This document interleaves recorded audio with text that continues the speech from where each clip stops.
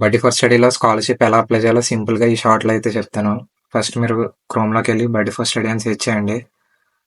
మీ account ముందే login అయితే ఉండాలి, అప్పుడే మీకు ఈజీగా అవుతుంది. ఇక్కడ కనబడుతుందిగా మెయిన్ ట్యాబ్లో స్కాలర్షిప్స్ అని, దాన్ని అయితే క్లిక్ చేయండి. ఆ స్కాలర్షిప్ పక్కన ఫిల్టర్స్ అని అయితే ఉంటుంది.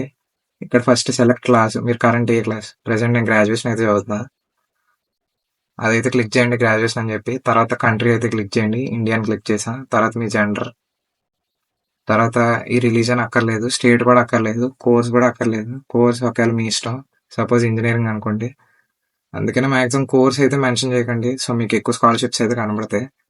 అప్పుడు మీకు అయితే ఫిల్టర్ చేసి అయితే వస్తాయి. లైవ్లో 33 అయితే ఉన్నాయి. సో ఏంటది, మీరే అసెట్ అదొకటి, ఐఈటి, అహింస ఫెలోషిప్. సో ఏ ఎలిజిబిలిటీ చూసుకుంటే మీకు ఎలిజిబిలిటీ మీట్ అయితే సో వెంటనే అయితే అప్లై చేసుకోండి. ఇలాంటి ఇంట్రెస్టింగ్ యూట్యూబ్ షార్ట్స్కి మన ఛానల్ అయితే సబ్స్క్రైబ్ చేయండి.